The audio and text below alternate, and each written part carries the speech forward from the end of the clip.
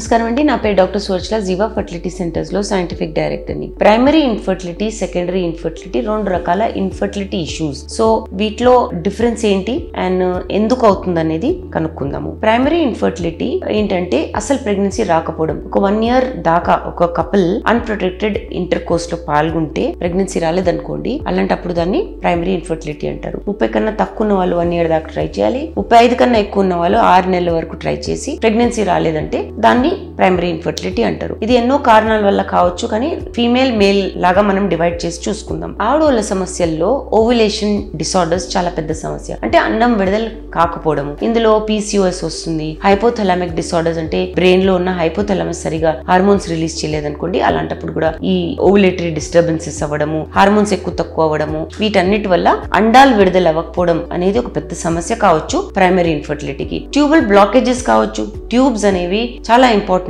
అండం విడుదలయ్యాక ట్యూబ్ లోకి వచ్చి ఫలదీకరణం అవ్వడం అనేది పద్ధతి. సో ఈ ట్యూబ్సే బ్లాక్ ఉన్నాయి అనుకోండి, ఏదైనా ఇన్ఫెక్షన్ ఉందనుకోండి, ప్రీవియస్ పెల్విక్ ఇన్ఫ్లమేటరీ డిజార్డర్స్ ఉన్నాయి, బ్లాకేజెస్ ఉన్నాయి, అలాంటప్పుడు కూడా ట్యూబ్స్ బ్లాక్ ఉన్నందుకు ప్రెగ్నెన్సీ రాకపోవడం అనేది ప్రైమరీ ఇన్ఫర్టిలిటీలో ఒక పెద్ద సమస్య. యూట్రైన్ అబ్నార్మాలిటీస్, గర్భసంచిలో ఇష్యూస్ ఉన్నాయి అనుకోండి, పుట్టుకతోటే షేప్ బాగాలేదు, లేదా ఫైబ్రాయిడ్స్ ఉన్నాయి, అడినోమయోసిస్ ఉంది, ఎండోమెట్రియోసిస్ ఉంది, ఇలాంటి కారణాల వల్ల కూడా ప్రైమరీ ఇన్ఫర్టిలిటీ అవ్వచ్చు. పురుషుల్లో కణాలు బాగాలేవనుకోండి, కౌంట్ మోటిలిటీ, మార్ఫాలజీ, లేదా స్ట్రక్చరల్ ప్రాబ్లమ్స్ ఉన్నాయి, రిప్రొడక్టివ్ ఆర్గన్స్ లోనే వాస్ డిఫరెన్స్ అనే ఒక చిన్న భాగం లేదనుకోండి, అలాంటప్పుడు కణాలు పుడితే గానీ బయటికి రాలేవు. సో ఈ సమస్యల వల్ల ప్రైమరీ ఇన్ఫర్టిలిటీ అవ్వచ్చు. సెకండరీ ఇన్ఫర్టిలిటీ ఏంటంటే ఒక్కసారి ప్రెగ్నెన్సీ వచ్చి మళ్ళీ ప్రెగ్నెన్సీ రాకపోవడం. ఈ ఫస్ట్ వచ్చే ప్రెగ్నెన్సీ మీరు డెలివరీ చేయొచ్చు, లైవ్ బేబీ ఉండొచ్చు, మిస్క్యారేజ్ అవ్వచ్చు, అబార్షన్ అవ్వచ్చు, మీరే గనుక అబార్షన్ చేయించుకుని ఉండొచ్చు, ఏదైనా ఉండనియండి. ప్రెగ్నెన్సీ వచ్చి మళ్ళీ రావట్లేదంటే దాన్ని సెకండరీ ఇన్ఫర్టిలిటీ అంటారు. ఆడవాళ్ళ కారణాలు ఏంటంటే ఏజ్ ఎక్కువ ఉండడం. ఏజ్ ఎక్కువ ఉండే కొద్దీ